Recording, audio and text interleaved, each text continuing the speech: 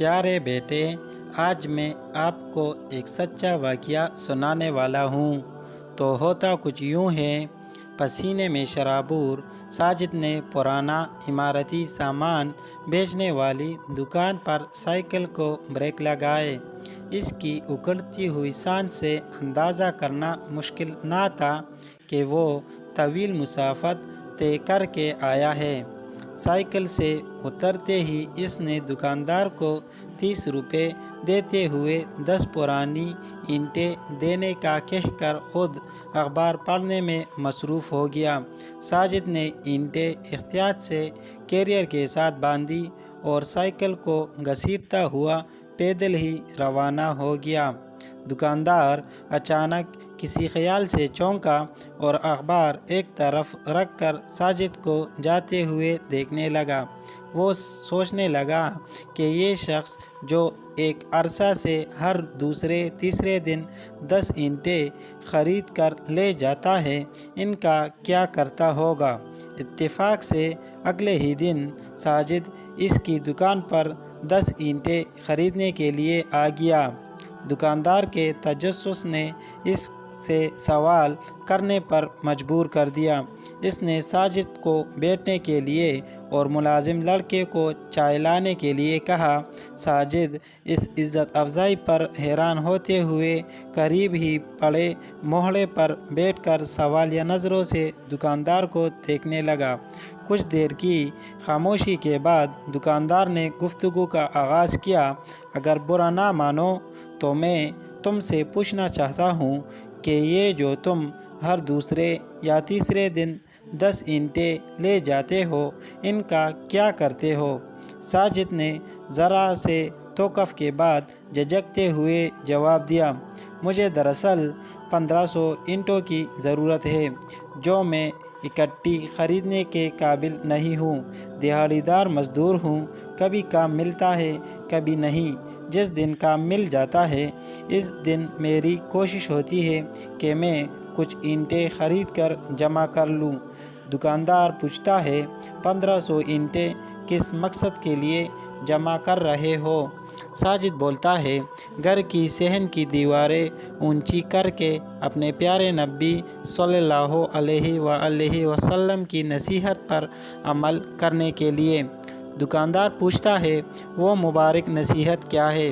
ساجد کہتا ہے کہ ایک شخص نے حضور اکرم صلی اللہ علیہ وآلہ وسلم کی خدمت میں حاضر ہو کر عرض کی کہ اس کا اچھا بھلا کاروبار کچھ عرصے سے انتہائی مندی کا شکار ہو گیا ہے۔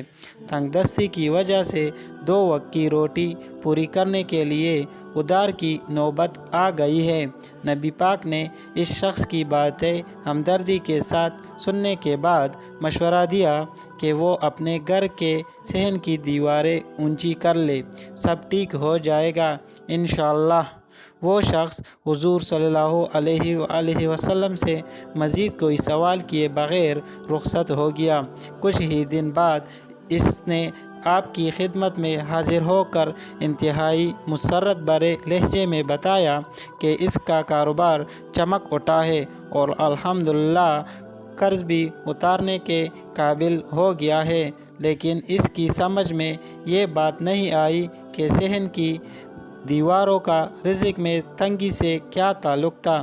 نبی اکرم نے مسکراتے ہوئے اسے سمجھایا کہ اس کی گلی سے ایک یہودی گھوڑے پر سوار ہو کر گزرتا تھا۔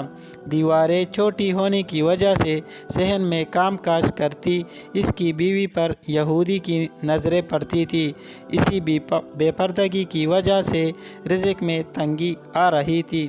دیواریں اونچی ہونے سے بے پردگی ختم ہو گئی اور رزق میں برکت آ گئی۔ سبحان اللہ! دکاندار کے منہ سے بے ساختہ نکلا۔ قصبے کے آخر میں برگد والی گلی میں میری ایک چھوٹی سی کوٹھی ہے۔ ساجد نے اپنی بات جاری رکھتے ہوئے کہا، جہاں میں اپنی 8 اور 7 سالہ 2 بیٹیوں کے ساتھ رہتا ہوں، صحن کی دیواریں نہ ہونے کے برابر ہے۔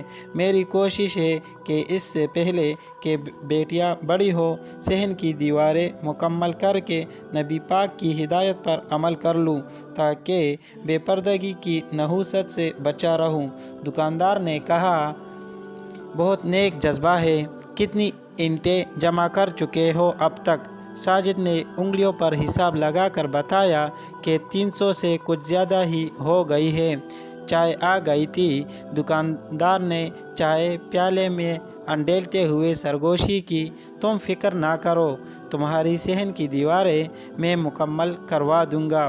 جی آپ، ساجد نے کہا، جس پر دکاندار نے کہا مجھے امید ہے کہ تم مجھے اس نیک کام سے نہیں روکو گے، اور میری یہ بھی خواہش ہے کہ تم میری دکان پر مستقل ملازم کی حیثیت سے کام کرو۔ ساجد کی آنکھوں میں نمی تیر گئی۔